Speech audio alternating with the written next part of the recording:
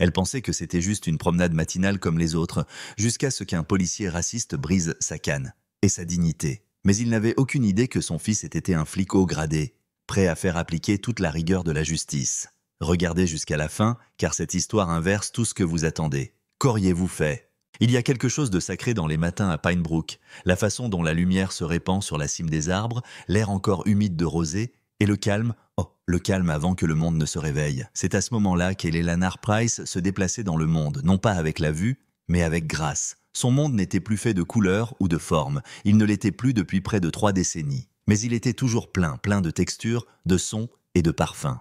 Et chaque matin, juste au moment où le soleil embrassait le bord de la ville, Eleanor se levait, repliait doucement son écharpe sur ses épaules et prenait sa canne. Ce n'était pas n'importe quelle canne. Le manche en ivoire, poli par des années d'utilisation, avait appartenu à son mari, James Price, un vétéran du Vietnam qui avait survécu aux zones de guerre pour finalement perdre sa bataille contre le cancer chez lui. Avant de mourir, il lui avait dit « Marche fièrement, Ellie, continue de marcher ». Et c'est ce qu'elle fit. Chaque jour, cette canne avait entendu des prières murmurées à voix basse, senti des larmes s'imprégner dans son bois et taper son propre rythme à travers la ville. Elle n'a jamais cessé d'aimer. Ellie Lanard vivait seule dans un petit cottage blanc au bord du Rosewood Memorial Park. C'était calme là-bas, paisible, le genre d'endroit où le temps semblait ralentir juste assez pour laisser une personne respirer. Ses voisins restaient pour la plupart chez eux, mais elle connaissait leurs habitudes. Le jeune couple d'à côté qui passait du jazz depuis son porche le dimanche, les facteurs qui sifflaient de vieux airs de blues, même les écureuils qui pillaient sa mangeoire à oiseaux. Elle les connaissait au bruit de leurs minuscules pieds qui traversaient le rebord de sa fenêtre. Ce matin-là, Ellie Lanard suivit sa routine avec une aisance consommée. La bouilloire siffla brusquement, marquant le début d'une nouvelle journée. Elle versa son thé, le parfum de camomille et de mélisse flottant doucement dans l'air, puis s'assit un instant à sa petite table de cuisine, les mains berçant la tasse chaude. La chaleur de la céramique l'ancrait, lui rappelait que peu importe combien le monde changeait, elle pouvait toujours conserver sa paix. Dehors, le monde murmurait son accueil. Les oiseaux gazouillaient en douce harmonie et quelque part au loin, un chien aboyait paresseusement. Ellie Lanard sourit. Elle n'avait pas besoin de voir le soleil pour savoir qu'il brillait. Elle pouvait le sentir dans la chaleur sur sa peau, dans la façon dont le vent se déplaçait un peu plus lentement à travers l'herbe. Elle enfila son manteau, boutonna les boutons un par un et sortit. La canne tapait doucement contre les marches de briques en descendant d'un pas sûr et régulier. Elle avait mémorisé chaque fissure du trottoir entre sa maison et le parc, l'inclinaison du chemin près du chêne, l'odeur de la boulangerie à 2 pâtés de maison, la petite bosse dans le trottoir juste avant les grilles de fer. Son itinéraire était une mémoire musculaire. Une carte gravée non pas à l'encre, mais dans l'instinct et la répétition. Alors qu'elle se rendait au parc, elle pouvait sentir l'automne tirer sur les bords de l'été. L'air était vif, teinté de l'odeur des feuilles mortes et de la fumée de cheminée. Elle inspira profondément, la laissant se déposer dans sa poitrine. Chaque pas qu'elle faisait était une affirmation d'indépendance, de résilience. Ellie Lanard Price n'avait besoin de la permission de personne pour suivre son chemin. Elle atteignit l'entrée du parc, le craquement familier de la porte l'accueillant comme un vieil ami. À l'intérieur, Rosewood Park s'étendait vaste et ouvert. Les enfants jouèrent souvent près des balançoires l'après-midi et des joggeurs passaient sur les sentiers de gravier. Mais sitôt le matin, le parc lui appartenait. La brise bruissait doucement dans les arbres et le bruit d'un petit ruisseau bouillonnant sous un pont en bois ajoutait un rythme paisible à la matinée. Sa canne tapait en synchronisation avec ses pas. Elle se déplaçait avec confiance, sentant les vibrations à travers sa main lorsqu'elle touchait le béton, la terre, puis le craquement du gravier meuble. Elle connaissait le nombre exact de pas nécessaires pour atteindre le banc sous le chêne. C'était son lieu de repos, et de là, elle pouvait entendre le monde se dérouler, rire, feuilles tombant, conversations dérivant comme des nuages. Eleanor n'avait pas besoin de voir les visages pour comprendre les gens. Elle les sentait, les entendait, les connaissait. Elle venait de se tourner vers le chemin qui menait à son banc lorsqu'elle entendit le bruit de bottes sur le gravier. Pas le léger bruissement d'un jogger, ni le galop insouciant d'un enfant. Non, c'était différent, lourd, intentionnel. Elle s'arrêta, sa main se serra légèrement sur sa canne, non pas par peur mais par prudence. Les pas se rapprochèrent et une voix suivit, tranchante et inconnue. « Bonjour » dit l'homme d'un ton sec et bref. « Ça va madame » Eleanor tourna légèrement la tête vers le son. Sa voix portait ce ton, celui auquel elle s'était trop habituée au fil des ans, celui qui ne témoignait pas de la préoccupation, mais du contrôle. « Je vais bien, merci » répondit-elle, en gardant une voix calme et égale. « Vous êtes ici seul » demanda-t-il à nouveau, cette fois avec moins de curiosité et plus d'accusation. « Je me promène ici la plupart des matins, je connais bien le parc » dit-elle doucement mais fermement. Il y eut une pause. Elle pouvait sentir qu'il l'évaluait, bien qu'elle ne puisse pas voir le jugement dans ses yeux, elle pouvait le sentir se déposer dans l'espace entre eux. « Faites juste attention, marmonna-t-il, ce n'est pas toujours sûr ici. » Et Lanner acquiesça une fois, les coins de sa bouche se relevant légèrement, non pas par amitié, mais par dignité. « Merci de votre sollicitude, dit-elle. Et sur ce, elle continua son chemin.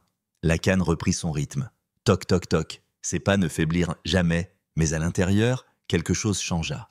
Une tension qu'elle n'avait pas ressentie depuis longtemps s'enroula doucement dans sa poitrine. Non pas parce qu'elle craignait l'homme, elle avait vécu assez longtemps pour savoir que certaines personnes ne voyaient que sa cécité, pas sa force, mais à cause de la façon dont ses mots s'accrochaient à sa peau comme une brume froide sur l'air chaud. Derrière elle, l'homme restait à la regarder, mais elle ne se retournerait pas, elle n'arrêterait pas de marcher, elle ne lui donnerait pas ce pouvoir. Parce qu'Elannar Price avait traversé pire, et qu'elle était toujours debout, toujours en mouvement, toujours libre. Ce qu'elle ne savait pas, ce que personne d'entre nous n'aurait pu savoir, c'est que ce moment, aussi calme et bref qu'il parut, serait l'allumette d'un feu qui attendait déjà d'être allumé. Le lendemain matin arriva comme celui de la veille, doux, immobile. Le monde s'agita lentement sous un ciel d'automne pâle, et Eleanor Price était déjà en mouvement, ses mains bougeant avec précaution, consciencieusement, repliant la même écharpe sur ses épaules de la même façon qu'elle le faisait depuis des années. Ses doigts trouvèrent le manche de sa canne, la courbe lisse et familière l'accueillant comme un vieil ami. Elle avait décidé qu'elle ne laisserait pas une étrange rencontre gâcher sa routine, pas après toutes ces années, pas après tout ce qu'elle avait déjà surmonté. Un homme grossier dans le parc, peu importe comment il portait ses mots, ou l'uniforme dans lequel ils étaient enveloppés, n'était pas suffisant pour la chasser du seul endroit qui lui semblait encore être le sien. Pourtant, quelque chose dans sa voix s'accrochait à elle, pas seulement le ton, mais le sentiment d'avoir des droits, la façon dont il planait juste en dessous de sa question. Ce n'était pas ce qu'il disait qui la dérangeait, c'était ce qu'il voulait dire. Mais Eleanor n'était pas faite pour se rétrécir. Elle avait trop vécu pour commencer maintenant. Elle sortit dans la lumière du matin, tapant le long du chemin avec un rythme régulier. Pinebrook était plus calme le week-end. Le boulanger n'était pas encore ouvert, le facteur ne passerait pas avant des heures. Les feuilles avaient pris une couleur plus profonde pendant la nuit. Bien qu'elle ne puisse pas les voir, elle pouvait sentir la différence dans l'air, la fraîcheur l'enveloppant doucement, mais elle marchait avec force. Au moment où elle franchit la vieille porte grinçante de Rosewood Park, ses épaules s'étaient détendues, sa respiration s'était égalisée. C'était à nouveau son espace. Le gravier crissant sous ses pieds, les oiseaux chantant au-dessus de sa tête, tout lui disait qu'elle était chez elle. Elle atteignit le banc sous le vieux chêne et s'assit comme d'habitude, laissant ses doigts effleurer les lattes de bois usées, absorbant la texture, la surface fraîche, la façon dont le banc était orienté vers l'est, là où le soleil se lèverait le plus haut dans le ciel à midi. Elle laissa la brise peigner ses pensées, balayant ce qui restait des ombres d'hier. Mais elle n'était pas assise depuis longtemps qu'elle l'entendit. Ce son, des bottes sur le gravier. Délibéré, mesuré, chaque pas se posant avec une certitude qui lui serra l'estomac. Sa main serra instinctivement sa canne plus fort. Elle ne bougea pas, ne se leva pas, ne tourna même pas la tête, mais elle écouta, se concentra. Le bruit devint plus fort jusqu'à ce que les pas s'arrêtent à quelques mètres d'elle. « Eh bien, dit la voix, empreinte d'une fausse surprise, si ce n'est pas la visiteuse la plus déterminée du parc. » Son cœur se serra. C'était lui, le policier de la veille. Eleanor prit une inspiration lentement, calmement et répondit « Bonjour ». Sa voix était stable, son ton neutre, mais à l'intérieur, une tension silencieuse se préparait. « Je vois que vous êtes de retour », dit-il, ses bottes bougeant, le gravier craquant sous lui. « Courageuse, je vous l'accorde ». Et Eleanor garda son sang-froid, tenant fermement la canne posée sur ses genoux. « Je me promène ici la plupart des matins », dit-elle. « C'est un beau parc. » Son rire était bas, comme un lent passage sur du papier de verre. « Beau bien sûr, mais pas toujours sûr. » Il fit une pause, puis ajouta avec une condescendance délibérée « Les gens comme vous devraient y réfléchir à 2 fois avant de se promener sans quelqu'un pour veiller sur eux. Cela suffit. Pas de la colère, pas de la peur, mais quelque chose de plus profond. La façon dont il disait « les gens comme vous ». Et Eleanor tourna légèrement la tête vers la voix, son menton relevé d'un cran. « Je me débrouille très bien toute seule, dit-elle, depuis des années. » Il fit un pas de plus. Elle pouvait sentir l'ombre de sa présence maintenant. Elle pesait sur l'espace autour d'elle. « Vous pensez avoir tout compris, n'est-ce pas ?» railla-t-il. « Vous vous promenez comme si vous étiez chez vous. Avec ou sans canne, vous cherchez les ennuis. » Et Eleanor se leva lentement, prudemment du banc. Elle utilisa sa canne pour se stabiliser, se tenant droite. « Je ne crois pas que nous ayons été correctement présentés, dit-elle. Si vous êtes un policier, je suppose que vous êtes ici pour assurer la sécurité de chacun, pas pour l'intimider. Il y eut une étincelle dans l'air, comme si quelque chose d'invisible se resserrait. Sa voix n'avait pas faibli, mais elle avait touché un point sensible. « Vous avez une langue bien pendue », marmonna-t-il, son ton changeant. Le faux charme disparut. Ce qui restait était plus vif, plus lourd, comme une lame qu'on dégainait. « Ne soyez pas insolente avec moi, madame. Vous croyez que votre petit bâton vous rend intouchable? Laissez-moi vous montrer à quel point votre indépendance est fragile. » Avant qu'elle ne puisse répondre, avant même qu'elle ne puisse reculer, elle sentit la violente secousse lorsqu'il arracha la canne de ses mains. Elle haleta, perdit l'équilibre un instant, sa main se tendit aveuglément, attrapant l'air. Puis vint le son, un grand craquement affreux. Sa canne se cassa en deux, et puis le silence. Elaner resta figée, le souffle coupé. Le poisseux du moment s'abattit sur elle comme de l'eijo glacé. L'humiliation, la vulnérabilité soudaine, l'impuissance qu'elle n'avait pas ressentie depuis des décennies. Elle entendit les morceaux brisés de sa canne frapper le sol à ses pieds. Elle s'agenouilla lentement, ses mains tremblant, tandis qu'elle cherchait le gravier avec ses doigts. Les bords irréguliers du bois éraflèrent ses paumes. Sa gorge se serra. Derrière elle, elle pouvait entendre des gens, elle pouvait les sentir, des yeux qui regardaient, mais pas de voix. Personne ne bougeait, personne ne disait un mot. Puis sa voix à nouveau, plus froide maintenant, méprisante. Peut-être que la prochaine fois, vous y réfléchirez à 2 fois avant de vous la ramener. Puis des pas qui s'éloignaient, la laissant là, seule. Eleanor se releva, serrant les moitiés brisées de la canne contre sa poitrine. Sa voix, quand elle finit par venir, était basse mais chargée de vérité. « Vous avez fait de votre mieux, monsieur l'agent. J'espère que cela vous a donné la satisfaction dont vous aviez besoin. » Elle se tourna et avec des pas lents et prudents, des pas qui maintenant nécessitaient que ses mains tracent l'air devant elle pour atteindre les signes et les textures et les rampes, elle commença la longue marche vers la maison. Chaque pas était une agonie, non pas à cause de la blessure, mais à cause de la perte. Pas la canne, pas le deuil, mais la dignité volée en plein jour, en silence, en complicité. Et tout ce qu'elle pouvait faire était de continuer à marcher, parce que c'est ce qu'elle faisait. Même lorsque le monde s'écroulait autour d'elle, elle continuait à marcher. Le lendemain matin, Eleanor ne se leva pas avec le même rythme. Elle resta assise dans sa cuisine plus longtemps que d'habitude, son thé refroidissant entre ses mains. Le parfum de camomille qui lui apportait normalement la paix lui semblait maintenant distant, faible, comme quelque chose dont elle pouvait presque se souvenir mais qu'elle ne pouvait pas tout à fait saisir. Sa canne, cassée en deux, reposait sur la table comme une scène de crime. Ses moitiés brisées étaient enveloppées dans un torchon, comme on pourrait traiter quelque chose de blessé. Elle ne l'avait pas jeté, elle ne le pouvait pas. Ce n'était pas seulement une canne, c'était sa boussole, sa confiance, sa mémoire gravée dans le bois. Et maintenant, c'était un rappel de quelque chose d'autre, de la facilité avec laquelle la dignité pouvait vous être arrachée. Elle n'avait pas beaucoup dormi la nuit précédente. Chaque fois qu'elle fermait les yeux, elle l'entendait, le claquement, ce craquement froid et délibéré de quelque chose qui était brisé. Non, pris d'elle. Elle sentait le poids des escaliers, le lourd silence des spectateurs, la cruelle moquerie de la voix du policier alors qu'il s'éloignait, ses bottes crissant sur le gravier comme un battement de tambour de la faim. Mais Eleanor Price n'était pas une femme qui cédait à la peur, ni lorsqu'elle perdit la vue, ni lorsqu'elle enterra son mari. Et pas maintenant. Alors, lorsque le soleil commença à percer à travers les rideaux de dentelle au-dessus de son évier, elle se leva lentement, péniblement, mais avec détermination. Elle s'habilla en silence, choisissant soigneusement ses vêtements comme une armure, un cardigan gris épais, un pantalon foncé, des chaussures pratiques. Autour de son cou, elle noua la même écharpe que son mari lui avait offerte lors de leur dernier anniversaire de mariage. Elle n'avait pas besoin de voir les couleurs pour savoir qu'elle lui donnait de la force. Elle se dirigea vers la porte, passant sa main le long du cadre, puis elle s'arrêta. Pas de canne. La maison lui semblait un labyrinthe sans elle. Sa main resta suspendue là où elle aurait dû reposer normalement, vide. Alors, elle utilisa les murs. Elle se déplaça de mémoire, la paume pressée contre le papier peint, l'épaule effleurant les cadres de porte, pas après pas incertain, sortant de la porte d'entrée, descendant les marches et se retrouvant sur le trottoir. Ses pas étaient plus courts aujourd'hui, son rythme plus lent, mais sa volonté tout aussi forte.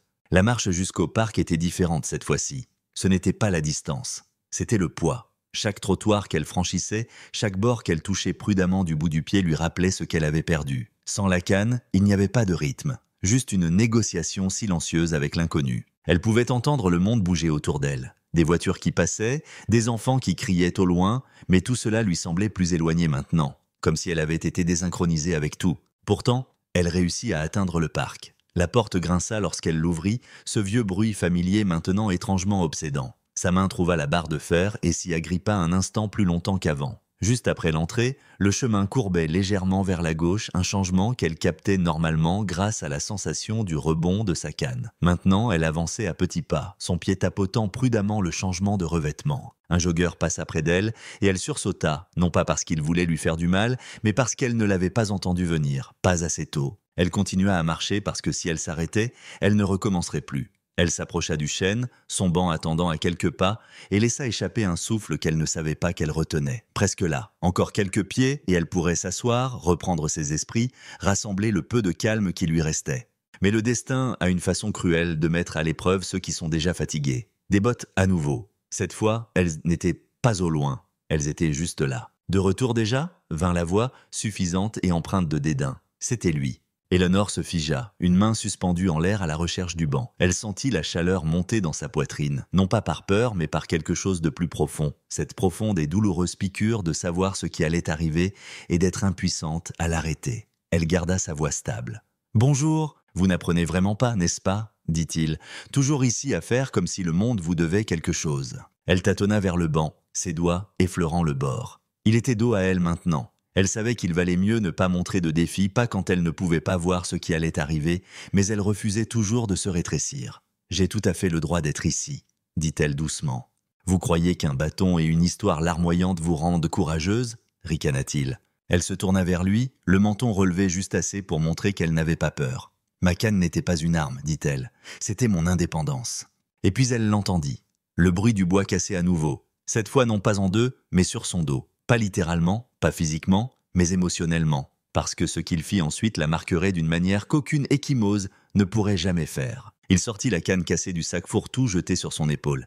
Il l'avait gardée, il l'avait apportée. Et maintenant, il jeta les moitiés ébréchées à ses pieds. « Vous cherchez ça ?» dit-il en riant. « La prochaine fois, peut-être que vous fermerez votre gueule. » La bouche d'Eleanor s'ouvrit, mais aucun mot ne sortit. Elle ne pouvait pas respirer. L'humiliation était totale. Il y avait des gens à proximité, elle pouvait les entendre, des conversations s'arrêtèrent, des pas ralentirent, mais personne ne s'avança. Personne ne dit un mot. Le monde autour d'elle était devenu muet. Elle se pencha, douloureusement lentement, et tendit la main vers les morceaux brisés. Ses doigts tremblèrent lorsqu'ils effleurèrent les éclats. Une moitié portait encore le manche en ivoire. Le nom de son mari était gravé à la base, usé et faible avec l'âge. Elle pressa son pouce contre lui, comme si cela pouvait lui donner de la force, mais tout ce que cela lui donnait maintenant, c'était du chagrin. Elle se releva, serrant ce qui restait de sa canne. « Vous n'avez pas le pouvoir de prendre qui je suis, » dit-elle, sa voix, bien que calme, portait du poids.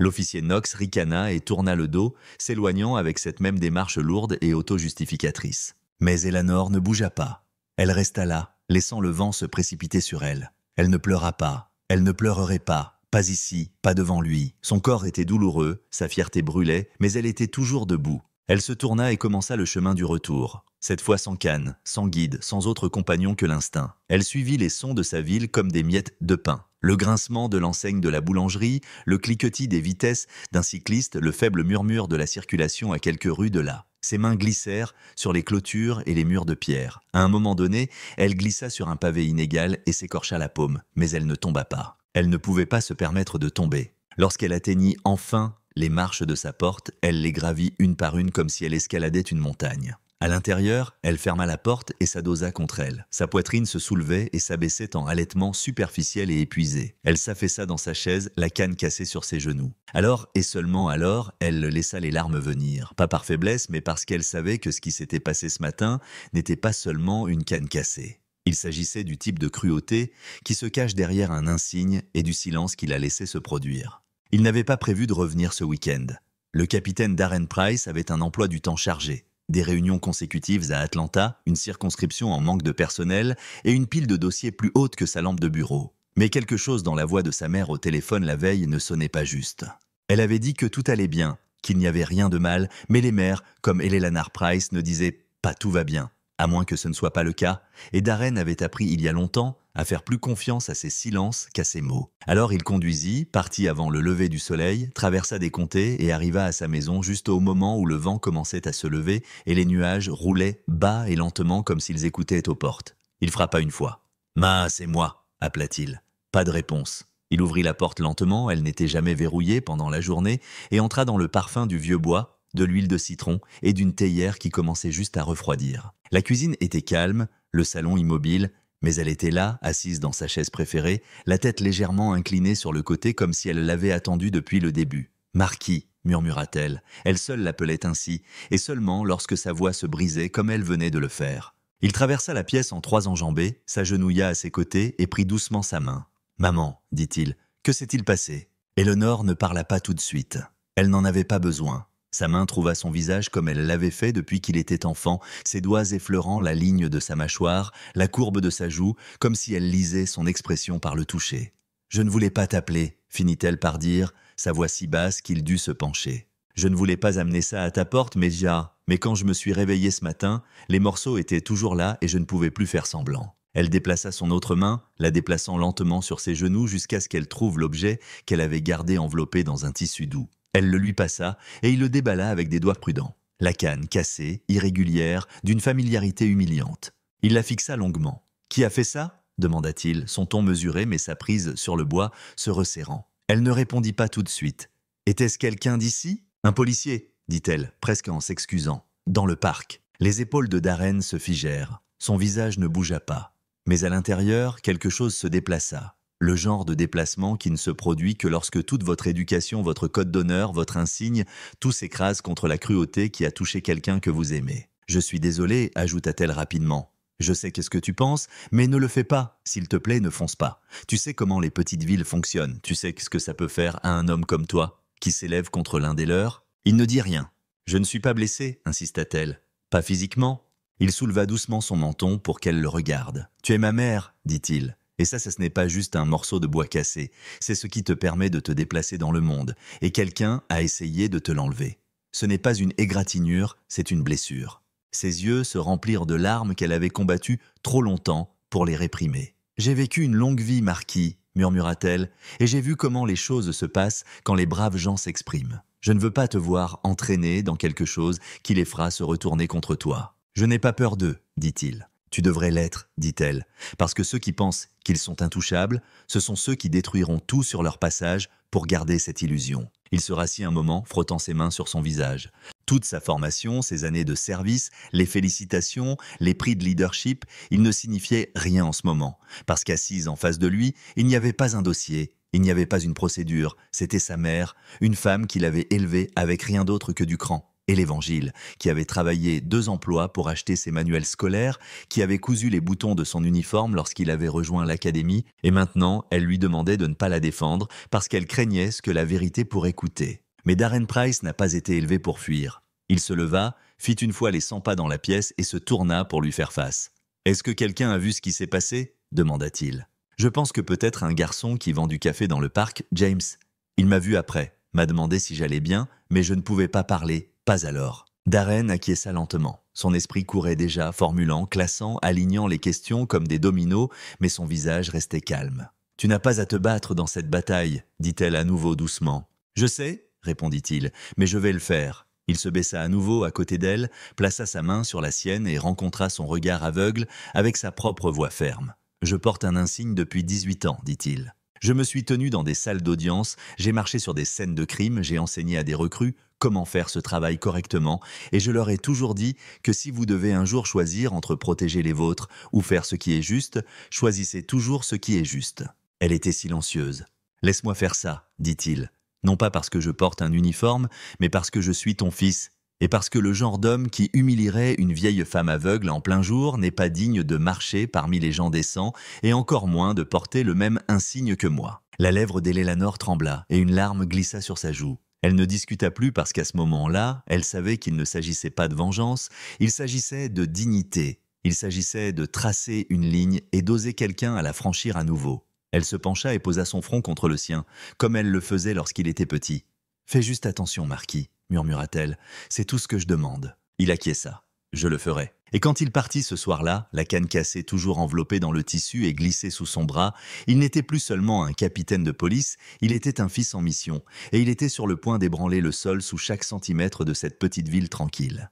Au moment où Darren Price sortit de l'allée de sa mère, le soleil avait presque disparu derrière les arbres. Les ombres se répandaient sur les rues étroites de Pine Brook comme de l'encre renversée, s'étendant longues et silencieuses sur les pelouses et les trottoirs. Mais Darren ne se sentait pas calme. Il était concentré, laser concentré. Il n'était plus seulement un fils, il était un capitaine, et quelqu'un avait franchi une ligne qu'il n'aurait pas dû. Il ne retourna pas à Atlanta, pas encore. Au lieu de cela, il s'arrêta à la petite station-service près du bord du Rosewood Park. Elle était située en face de l'entrée nord, le même chemin que sa mère avait emprunté presque tous les jours pendant des années. Il coupa le moteur et resta assis, à observer. Le parc avait l'air si normal, calme. L'herbe se balançait doucement dans la brise du soir et les derniers joggeurs de la journée passaient avec des écouteurs et les manches retroussées. Cela ne ressemblait pas à un endroit où quelque chose de cruel s'était produit. Mais c'est ça le problème avec l'injustice. Elle se cache en pleine vue. Parfois, elle vous sourit même pendant qu'elle se produit. Il sortit de la voiture et traversa la rue en direction du chariot de vendeur près du bord du chemin. C'était simple. Juste une table pliante, 2 glacières et un jeune homme versant du café dans des gobelets en polystyrène. Le garçon leva les yeux lorsque Darren s'approcha, ses yeux se rétrécissant légèrement en signe de reconnaissance. « Vous êtes le fils de Miss Eleanor, n'est-ce pas ?» demanda le jeune homme. Darren acquiesça. « Je m'appelle Darren. Tu es James ?» Le gamin hocha brièvement la tête, ses mains soudainement agitées. « Oui, je le suis. C'est une bonne femme. Elle passe par ici la plupart des matins. » Darren le regarda dans les yeux. « Est-ce que tu étais là hier ?» James hésita, jeta un coup d'œil autour de lui, puis regarda de nouveau Darren. « Oui, je l'ai vu. Il ne dit pas ce qu'était ça, il n'avait pas à le faire. « Je voulais aider, » dit James, sa voix basse. « Je le jure, mais c'était un flic, et il avait l'air en colère, le genre de colère qui n'a pas besoin de raison. »« Tu n'as pas à t'expliquer, » dit Darren. « Ce n'est pas ta faute. Mais si tu as vu quelque chose, quoi que ce soit, j'ai besoin de le savoir. Est-ce que quelqu'un d'autre l'a vu ?» James se lécha les lèvres, puis plongea la main dans sa poche arrière et sortit son téléphone. « Je ne l'ai pas seulement vu, » dit-il. « Je l'ai enregistré. » Le souffle de Darren se coinça pendant une seconde, mais il ne laissa rien paraître. « Tu l'as fait ?» James acquiesça. « J'avais un mauvais pressentiment au moment où je l'ai vu s'approcher d'elle, alors j'ai appuyé sur enregistrer. Je ne pensais pas qu'il allait... Je veux dire, qui casse la canne d'une femme aveugle ?» Il déverrouilla le téléphone, fit défiler pendant un moment, puis tendit le téléphone à Darren, et c'était là. Le moment où l'officier Bradley Knox entra dans le cadre, sa posture rayonnant de supériorité. Les mots n'étaient pas entièrement audibles, mais le ton disait tout, condescendant, méprisant. Hélène Lanner essaya de garder son sang-froid, mais le changement dans son langage corporel était clair. Elle était tendue, se préparant. Puis vint la saisie, l'attraction, le claquement. Le son de sa canne se brisant résonna dans le téléphone comme un coup de feu dans une église. Darren sentit quelque chose monter dans sa poitrine, quelque chose qu'il n'avait pas ressenti depuis longtemps. La rage, mais pas le genre qui lui donnait envie de crier. Non, c'était plus froid, plus vif. Cela se cristallisa en concentration. Il rendit le téléphone. « Tu peux m'envoyer ça ?» James acquiesça rapidement, tapant déjà sur l'écran. « Je l'envoie. Tu viens de me donner plus qu'une preuve, » dit Darren. « Tu m'as donné une voix. » Le garçon avait l'air soulagé mais toujours nerveux. « Tu vas le signaler ?»« Je vais faire plus que ça, » dit Darren. « Je vais le tenir responsable. » Il quitta le parc et se dirigea directement vers le poste de police de Pinebrook. Le bâtiment n'avait pas changé depuis 20 ans, même façade en briques, même porte vitrée démodée. Mais ce soir, il se sentait différent, plus serré, comme s'il savait pourquoi il était là. À l'intérieur, il fit un signe de tête à la greffière, une policière plus âgée nommée Weaver qui était là depuis que Darren était une recrue. Les yeux de l'homme se rétrécirent quand il le vit, mais il ne dit rien. « Besoin d'accéder aux journaux de patrouille des 2 derniers jours, » dit Darren. Weaver le fixa. « Tu as toujours l'autorisation ?»« Je ne l'ai jamais perdue, » répondit Darren, brandissant son insigne. Une pause, puis Weaver poussa un presse-papier à travers le bureau. « Inscris-toi. » Darren ne perdit pas de temps. Il alla directement dans la salle des archives et consulta les itinéraires de patrouille. Cela ne prit pas longtemps. L'officier Bradley Knox était en patrouille seul le jour de l'incident, horodaté juste dans la zone près de Rosewood Park. Confirmé. Il imprima le rapport, le plia en 2 et le glissa dans son dossier à côté de la vidéo. Il avait maintenant assez d'éléments pour déposer une plainte formelle, mais ce n'était pas suffisant. Il avait besoin d'être méticuleux, à l'épreuve des balles, parce qu'il savait exactement comment le département fonctionnait, et il savait que les hommes comme Knox ne tombaient pas seuls, ils entraînaient tous ceux qu'ils pouvaient avec eux. Alors, le lendemain matin, il retourna. Cette fois, il ne se contentait pas de regarder, il travaillait. Il parcourut le parc, les yeux scrutant à la recherche de témoins. Il s'arrêta près des balançoires, des sentiers pédestres, des bancs où les personnes âgées étaient assises avec leurs journaux du matin. C'est alors qu'il la vit. Clara, jeune maman, peut-être au début de la trentaine, poussant une poussette d'une main, buvant du café de l'autre. Darren s'approcha avec précaution. « Bonjour, dit-il, je suis le fils d'Hélène Lanner Price. » Clara leva les yeux, son visage s'adoucissant. « Oh, votre mère est une femme charmante. J'ai entendu parler de ce qui s'est passé. Je suis tellement désolée. »« Vous l'avez vue ?» demanda-t-il. Elle baissa les yeux vers son enfant. puis les leva à nouveau. Je n'étais pas assez près pour tout entendre, mais je l'ai vu, la façon dont il se tenait au-dessus d'elle, la façon dont il a cassé sa canne comme si c'était une brindille. C'était cruel. « Seriez-vous prête à faire une déclaration ?» demanda Darren. Clara hésita. « Je ne veux pas d'ennui, j'ai une famille. »« Je comprends, » dit Darren, sortant une carte de sa poche. « Si vous changez d'avis, appelez-moi. Vous aideriez non seulement elle, mais tous ceux qui ont été amenés à se sentir petits et impuissants. » Elle prit la carte, ne promit rien, mais ne refusa pas. Et c'était suffisant pour l'instant.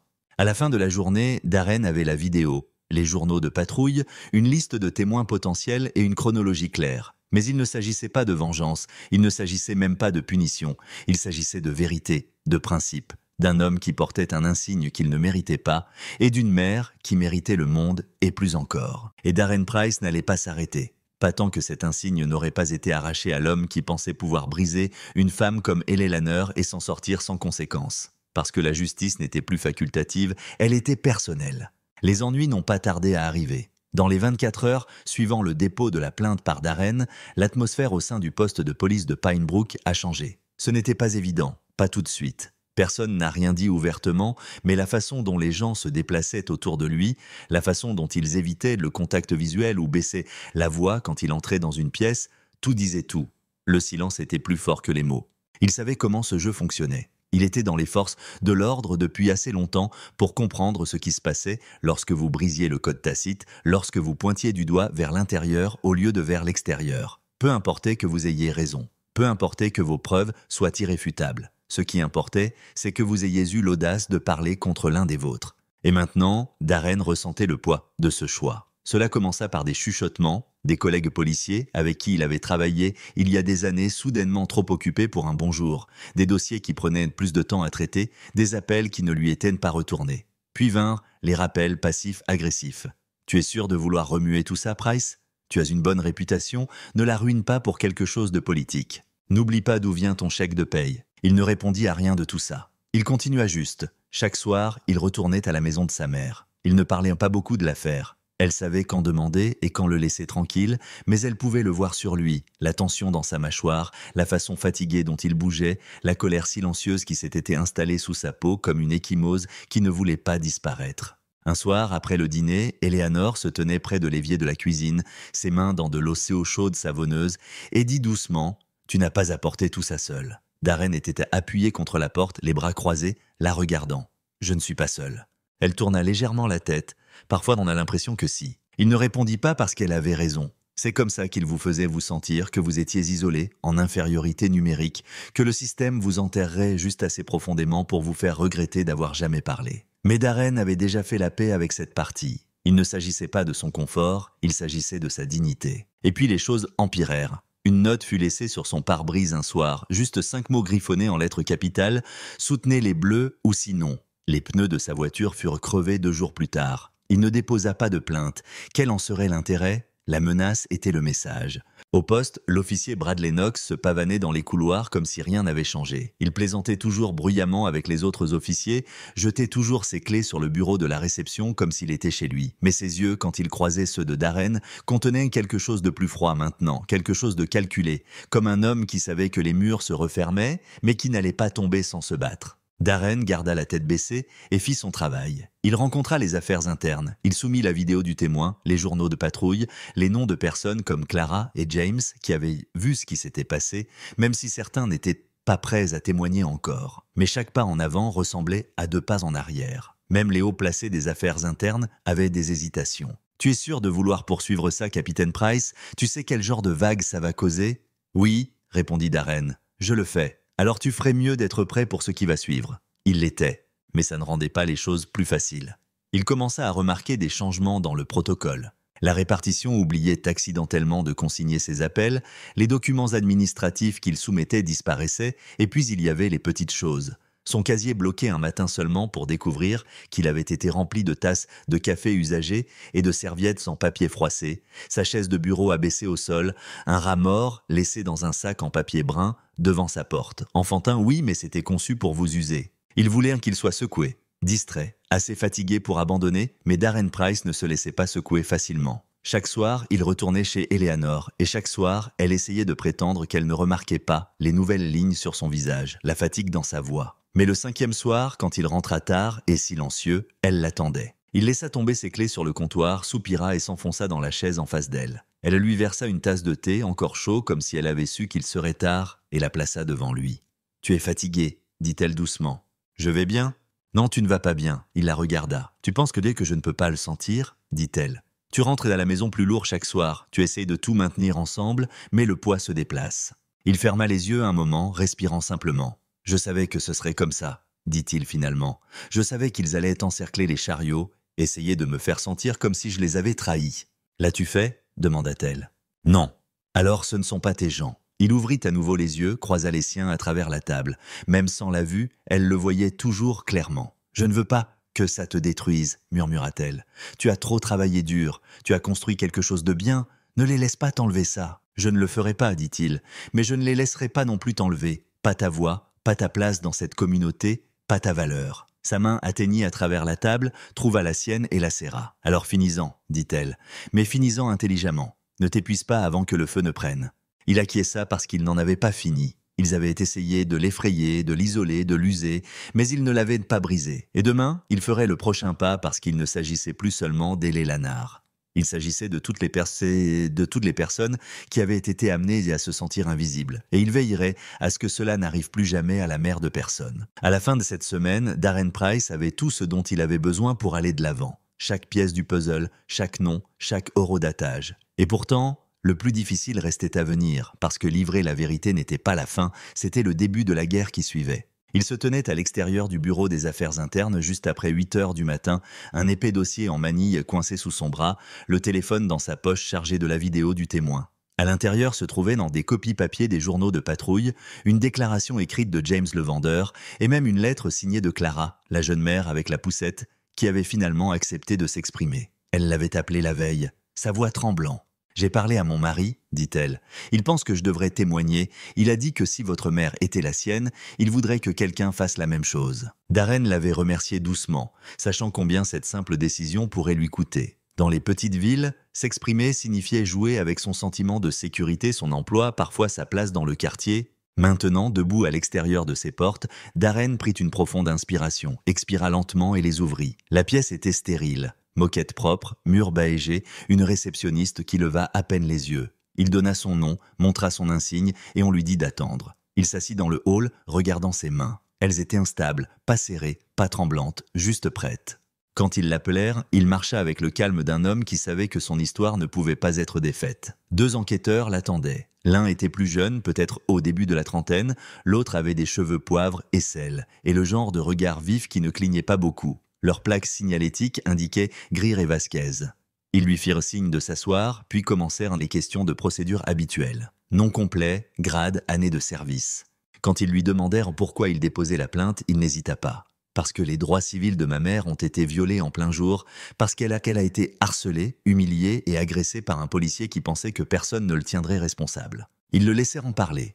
Il exposa les faits dans un ordre précis, la chronologie, les noms, l'incident, la vidéo. Greer regardait attentivement, Vasquez prenait des notes. Ni l'un ni l'autre n'interrompirent. Quand il eut fini, il y eut un long silence. Puis Greer se pencha en avant. « Nous avons examiné les documents que vous avez envoyés à l'avance, la vidéo, les journaux, la déclaration de Clara. C'est une affaire solide, capitaine Price, mais vous comprenez bien ce que cela signifie ?» Darren acquiesça. « Oui ?» Vasquez prit la parole. « Knox n'est pas juste une recrue sans relation. Il est dans ce département depuis 10 ans. Certains dégradés l'aiment bien. Il va y avoir des réactions. »« Je me fiche de qui l'aime, » dit Darren. Ce qu'il a fait était mal. Greer échangea un regard avec son partenaire, puis hocha lentement la tête. « Nous allons aller de l'avant avec l'enquête.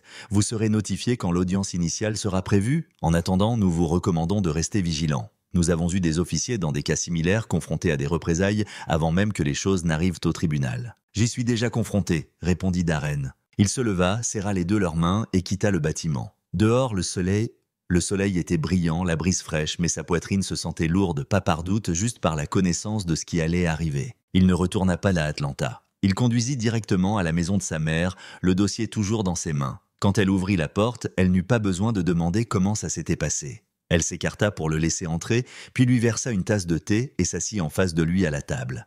C'est fait, dit-il. La plainte est officielle. Les affaires internes ouvrent le dossier. Elle acquiesça, ses mains pliées fermement sur ses genoux. Ils m'ont prévenu, on dit qu'il avait des amis, on dit que ça pourrait mal tourner. Elle resta silencieuse pendant un moment, puis elle atteignit à travers la table et plaça sa main sur la sienne. « Tu le savais déjà, dit-elle. Tu avais juste besoin d'entendre quelqu'un le dire. » Il laissa échapper un rire doux, fatigué et sec. « Peut-être ?» Elle lui serra la main. « Alors quoi maintenant ?»« Maintenant, on attend, dit-il. Ils vont lancer l'enquête formelle, commencer à interroger les gens, extraire des images, fouiller dans son dossier. Et en attendant, dit-il, je continue à faire le travail. Je continue à me présenter. Je ne cligne pas des yeux.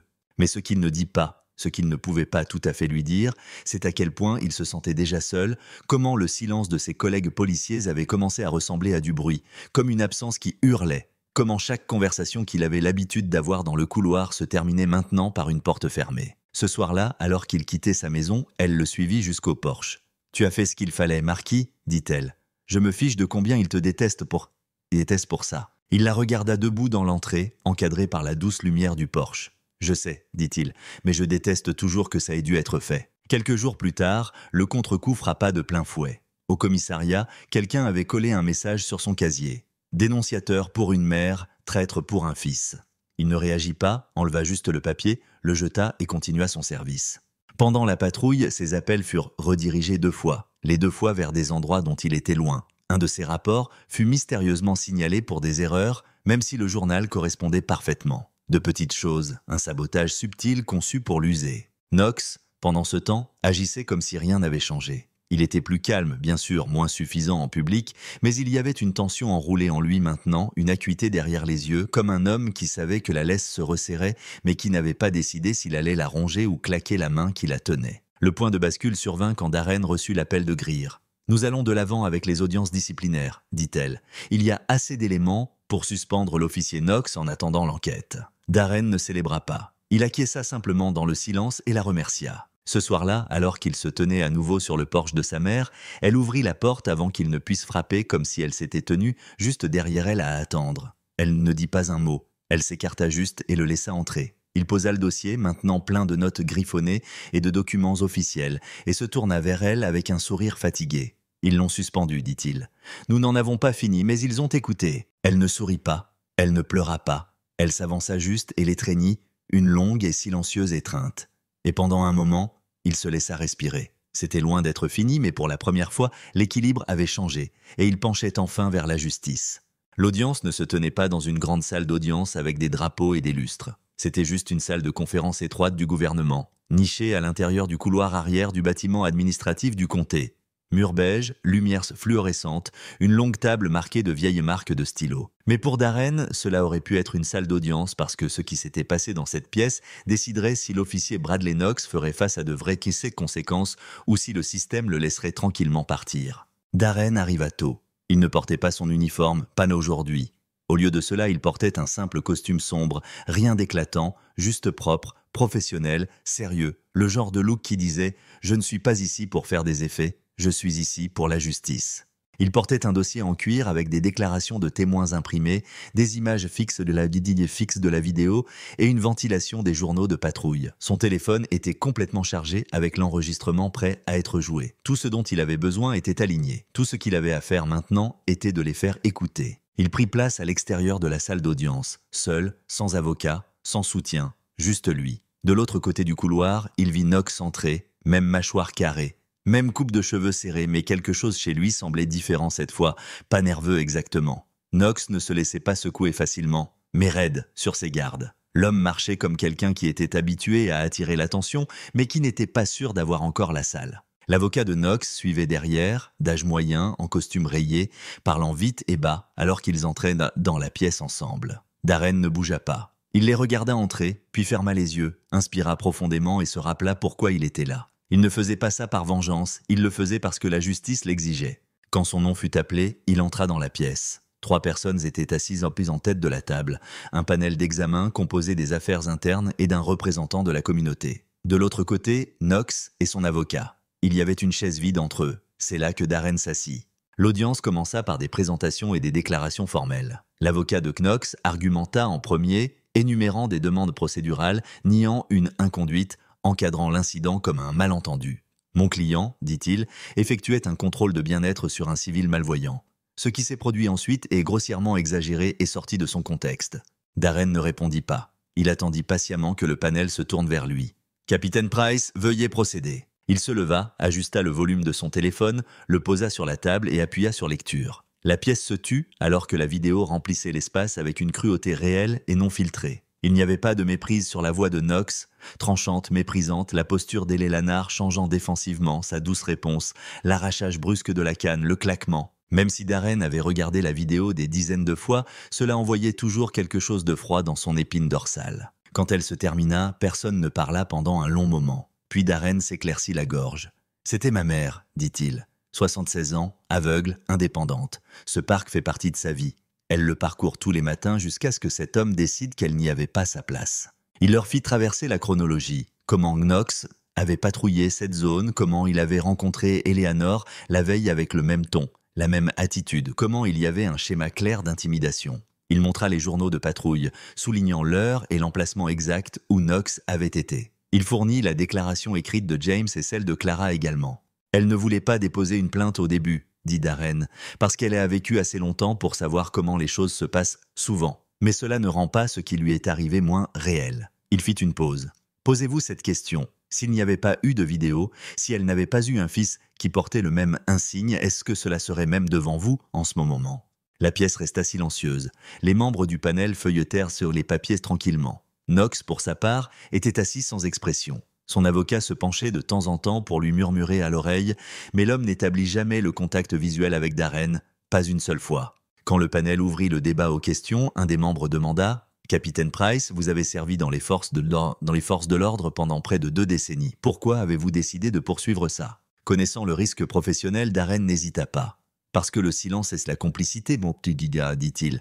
Parce que si j'avais laissé passer ça, je dirais qu'il est normal de traiter les gens comme ma mère, comme si leur existence était facultative, et parce que je n'ai pas rejoint ce travail pour protéger un insigne, j'ai rejoint pour protéger les gens, tous les gens. » Le panel le remercia et l'excusa de la salle. Darren sortit de la porte, se fermant derrière lui avec un clic doux. Il expira fort, le genre de respiration que vous ne savez même pas que vous retenez jusqu'à ce qu'elle quitte votre poitrine. Il ne savait pas dans quelle direction le panel allait statuer. Il avait exposé son cas, il avait dit la vérité. Maintenant, c'était hors de ses mains. Mais ce à quoi il ne s'attendait pas, c'est ce qui s'est passé ensuite. La porte s'ouvrit 15 minutes plus tard. Knox sortit en premier, seul, son avocate étant toujours à l'intérieur à parler au panel. La mâchoire de Knox était serrée, ses poings serrés. Ses yeux trouvèrent ceux de Darren de l'autre côté du couloir, et cette fois, ils ne le regardèrent pas à travers lui, ils le regardèrent droit dans les yeux. « Tu penses que puisque c'est fini ?» dit-il bas et froid. Darren resta immobile, calme. Knox s'approcha, la voix baissée en un grognement dangereux. « Tu viens de te faire beaucoup d'ennemis, Price. Les gens n'oublient pas la trahison. » Darren ne cligna pas des yeux. « Ce n'est une trahison que si tu as déjà été du bon côté. » Knox sourit amèrement et sèchement. « Tu penses que la suspension signifie quelque chose? J'ai des gens derrière moi. Tu ne gagneras pas. »« J'ai déjà gagné, » répondit Darren, « parce que tu ne peux pas mettre les mains sur quelqu'un comme ma mère et t'en aller indemne. » Knox se tourna et sortit en trombe dans le couloir. Plus tard ce jour-là, le panel publia une déclaration. L'officier Bradley Knox est par la présente suspendu sans solde en attendant une enquête plus approfondie et d'éventuelles accusations criminelles. Ce n'était pas définitif, ce n'était pas encore la justice, mais c'était un début. Ce soir-là, Darren retourna à la maison d'Elle Lanard. Elle ouvrit la porte avant qu'il ne puisse frapper comme si elle s'était tenue juste derrière à attendre. Elle ne dit pas un mot, elle s'écarta juste et le laissa entrer. Il posa le dossier, maintenant plein de notes griffonnées et de documents officiels, et se tourna vers elle avec un sourire fatigué. « Ils l'ont suspendu, dit-il. Nous n'en avons pas fini, mais ils ont écouté. » Elle ne pleura pas, elle n'applaudit pas, elle s'approcha juste, plaça sa main sur la sienne et murmura « Je suis fier de toi, Marquis. » Il acquiesça. « Je n'ai pas fait ça tout seul. »« Non, dit-elle, mais tu as dirigé. » Et dans cette cuisine tranquille, sous la douce lumière d'une ampoule clignotante, les deux s'assirent, mère et fils, survivantes et protecteurs, et pour la première fois depuis des semaines, le silence autour d'eux ne sembla pas lourd. Il sembla à la paix.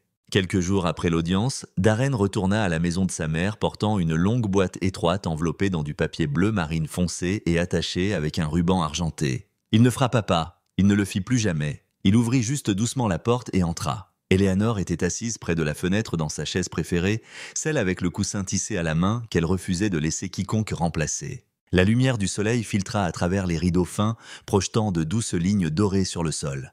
Elle tourna légèrement la tête quand elle entendit la porte s'ouvrir. « Marquis » appela-t-elle. « C'est moi, Ma, » dit-il, posant la boîte sur la table. « Je t'ai apporté quelque chose. » Elle sourit doucement, sentant quelque chose de spécial dans sa voix. « Tu m'as apporté beaucoup de choses ces derniers temps. Celle-ci est différente. » Il s'approcha, s'agenouilla à côté d'elle comme il le faisait quand il était petit et plaça la boîte doucement sur ses genoux. Ses doigts tracèrent le ruban avant de le délier lentement. Elle souleva le couvercle et atteignit l'intérieur avec des mains prudentes. Au moment où ses doigts touchèrent le bois, son souffle se coinça. C'était une nouvelle canne, mais pas n'importe quelle canne. Elle avait une finition en acajou poli, lisse et solide, avec un manche en ivoire façonné pour s'adapter parfaitement à sa prise. Et sous la courbe de ce manche se trouvait une petite plaque argentée gravée en écriture délicate. « À ma force ». Sa main trembla légèrement alors qu'elle passait son pouce sur les mots. « Qu'est-ce que ça dit ?» murmura-t-elle. Darren prit sa main dans la sienne et pressa doucement son front contre le sien. « Ça dit « à ma force ». Parce que c'est ce que tu es sans ce que tu es, maman. Tu es la personne la plus forte que je connaisse. » Pendant un moment, elle ne put pas parler. Le poids de tout, la douleur, la peur, la force tranquille qu'il fallait juste pour continuer à marcher, tout cela se gonfla dans sa poitrine. « Tu n'avais pas à faire ça, » dit-elle, sa voix chargée d'émotion. « Si, » répondit-il, « je le faisais. Après ce qui s'est passé, après ce qu'il t'a enlevé, je voulais te redonner quelque chose qui te rappelle qui tu as toujours été. » Elle acquiesça lentement, serrant la canne comme si c'était un prolongement d'elle-même. L'équilibre était parfait, la sensation était familière mais nouvelle. Elle ne remplaçait pas ce qui avait été brisé, mais elle le revendiquait. Et cela signifiait tout. Après quelques moments de silence, elle parla à nouveau. « Allons nous promener ?» Darren cligna des yeux. Elle sourit maintenant. « Ça fait trop longtemps que je n'ai pas senti le parc sous mes pieds. » Il se leva, offrit sa main et l'aida à se lever. Elle était stable, non seulement à cause de la canne, mais à cause de tout ce qui avait été restauré. Sa voix, sa fierté, sa place. Ensemble, ils sortirent dans l'air vif. Le soleil était chaud contre leur peau et une douce brise bruissait les feuilles le long des trottoirs. Ils marchèrent à son rythme, chaque pas délibéré, le doux tapotement de la canne gardant le rythme avec le monde autour d'elle. Quand ils atteignirent Rosewood Park, les gens remarquèrent. Certains acquiescèrent, certains sourirent, certains se contentèrent de regarder avec un respect tranquille alors qu'Eleanor passait, la tête haute, la canne à la main, son fils à ses côtés. Ils suivirent le même chemin qu'elle avait parcouru pendant des années, devant le chariot du vendeur, sur le petit pont, le long du gravier qui chantait autrefois sous sa canne. Et finalement, ils atteignirent le banc sous le vieux chêne. Elle s'assit lentement, laissant échapper une longue respiration, puis inclina la tête en arrière, sentant le soleil sur son visage. « C'est beau aujourd'hui, » dit-elle doucement. « Je peux entendre les oiseaux, les enfants qui jouent, le monde qui bouge à nouveau. Ça fait du bien. » Darren s'assit à côté d'elle, laissant la paix du moment s'installer sur eux. « Tu sais, » dit-elle, « je pensais que je ne reviendrais jamais ici. Je pensais que si je le faisais, je me sentirais à nouveau petite, mais je ne le suis pas. Je me sens entière, Guido. » Il la regarda avec une fierté tranquille. « Tu ne t'es jamais perdue, maman, dit-il.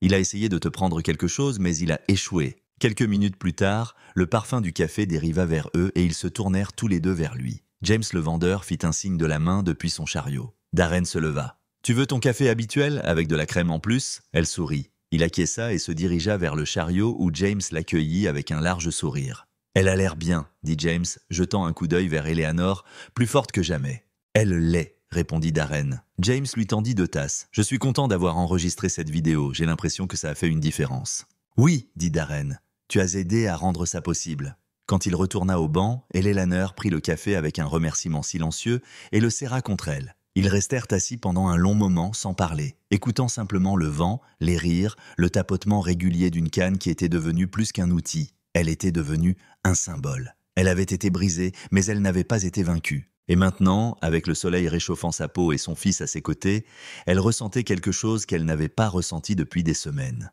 La paix. Le soleil commençait tout juste à se lever quand Darren se tenait à nouveau au bord de Rosewood Park, les mains dans les poches, regardant le matin se dérouler avec une grâce lente et délibérée. Le ciel brillait de tons or et violets doux, l'air frais, avec la promesse d'une nouvelle journée. Cela faisait des semaines depuis l'audience, des semaines depuis que l'officier Bradley Knox avait été suspendu en attendant un examen disciplinaire complet et une enquête criminelle. Et même si le processus juridique suivait toujours son cours, quelque chose avait déjà changé, pas seulement dans le département, pas seulement dans la ville, mais en Darren lui-même. Il n'était pas le même homme qui était entré seul dans ce bureau des affaires internes avec un dossier de preuves et la canne cassée de sa mère. Il était quelqu'un qui s'était levé et avait continué à se tenir debout alors même que le sol tremblait sous lui. Et plus important encore, sa mère avait changé aussi. Eleanor Price était de retour, non seulement en train de parcourir à nouveau le parc, non seulement en train de siroter du café au chariot de James, non seulement assise sous le chêne. Elle était devenue quelque chose de plus que ce qui lui avait été enlevé. Elle était devenue un rappel vivant que la dignité n'est pas accordée. Elle est détenue, défendue, revendiquée. Ce matin-là, alors que Darren se tenait sous le même chêne où tout avait commencé, une petite foule commença à se rassembler. Ce n'était pas une protestation, ce n'était pas un événement de presse, c'était quelque chose de plus calme, de plus significatif. Une poignée de voisins, quelques membres du conseil municipal, des policiers de la propre circonscription de Darren, James tenant 2 tasses de café, Clara avec sa poussette et les lanneurs bien sûr, escortés doucement le long du chemin par son fils. Il n'y avait pas de podium, pas de discours, juste une communauté, juste une présence. Quelqu'un avait imprimé un panneau simple et l'avait affiché au bord du banc où Eleanor s'asseyait toujours. Ce siège appartient à ceux qui ne cessent jamais de marcher. Cela la fit rire doucement quand elle l'atteignit. « Ce n'est pas mal, dit-elle, un peu dramatique, mais je le prendrai. » Darren sourit, l'aidant à s'asseoir. Puis il recula et regarda les gens rassemblés. Il ne s'agissait plus de lui, il s'agissait de l'onde. Ce qui avait commencé avec une canne cassée s'était répandu à travers leur ville, secouant tranquillement les fondations de la façon dont les gens se voyaient. Davantage de résidents s'étaient manifestés ces derniers jours, signalant des incidents de harcèlement ou d'intimidation dont ils avaient eu trop peur de parler auparavant. Un pasteur local avait offert d'organiser un forum communautaire, le maire avait appelé Darren personnellement pour lui demander son avis sur les propositions de réforme. Et Knox, il était formellement accusé. Inconduite, agression, abus d'autorité. Les affaires internes avaient terminé leur examen et les preuves étaient accablantes. Il ne s'agissait pas seulement d'Eleanor, il y avait d'autres plaintes, d'autres personnes qui avaient eu peur. Sa suspension avait été prolongée indéfiniment et le DAW construisait un dossier. Mais rien de tout cela n'était ce qui importait le plus aujourd'hui. Ce qui importait, c'était ce qui avait suivi après l'audience. Darren avait proposé quelque chose d'audacieux, quelque chose que beaucoup pensaient ne jamais arriver dans une ville comme Pine Brook. Une initiative de formation, pas le genre que vous cochez dans un classeur, le vrai genre enraciné dans l'humilité, dans l'écoute, dans l'apprentissage. Elle serait facultative mais ouverte à tous les policiers et dirigée par quelqu'un qui comprenait les 2 côtés de l'insigne. Elle serait nommée d'après sa mère, l'initiative Eleanor Price, non pas parce qu'elle l'avait demandé, mais parce qu'elle l'avait méritée. Ce matin-là, après que le rassemblement fut resté assis en silence paisible pendant un certain temps, Darren finit par s'avancer. Il ne leva pas la voix, ne porta pas de notes. Il parla juste. « Il y a quelques mois, commença-t-il, ma mère est venue à ce banc comme elle le fait toujours. Elle s'est assise ici, a écouté le vent et a senti le monde comme elle seule peut le faire. Ce matin-là, quelqu'un a décidé qu'elle n'avait pas sa place ici. Que sa cécité faisait d'elle un fardeau, que son silence faisait d'elle une cible facile. Il fit une pause, ses yeux rencontrant ceux devant lui. Ce que ce policier ne savait pas, c'était qui elle était, à quoi elle avait survécu, ce qu'elle avait construit, et quel genre de fils elle a élevé. Les gens acquiescèrent, certains baissèrent les yeux, émus par le poids tranquille de ses mots. Je ne suis pas venu parce que je voulais me venger, je suis venu parce que si cela pouvait lui arriver, cela pouvait arriver à n'importe qui. Et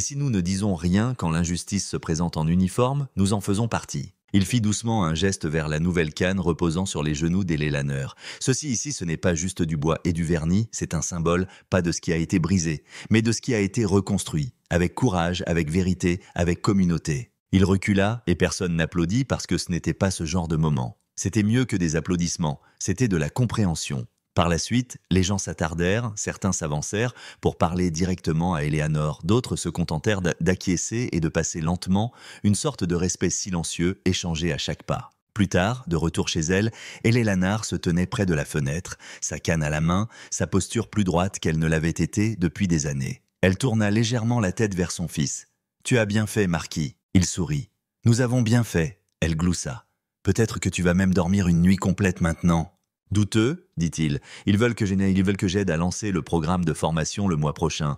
Je vais travailler à double quart juste pour le mettre sur les rails. Et tu le feras, dit-elle, parce que tu as toujours été têtu comme ton père. Il rit. Je suppose.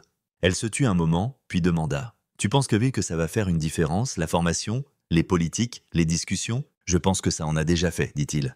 Regarde autour de toi. Les gens parlent, écoute. Ça n'arrivait jamais avant. Et ça a commencé ici, avec toi. Elle ne dit rien à ça. Elle tendit juste la main, trouva la sienne et la tint. Ce soir-là, alors que la ville retombait dans le calme, alors que les lumières des porches s'allumaient et que les moustiquaires claquaient au loin, Darren s'assit seul sur ce même banc sous le chêne. Le vent murmura doucement au-dessus de lui et le souvenir de tout ce qui s'était passé joua dans son esprit comme une bobine. La chute de sa mère, la canne cassée, la vidéo, la plainte, l'audience et maintenant la paix. Parfois, la justice arrive dans des vagues bruyantes et sensationnelles, mais parfois, elle est calme. Parfois, c'est le bruit de la canne d'une femme aveugle qui tape à nouveau à travers son parc préféré, non pas dans la peur, mais dans la liberté. Et à ce moment-là, Darren savait qu'il n'avait pas seulement restauré sa dignité.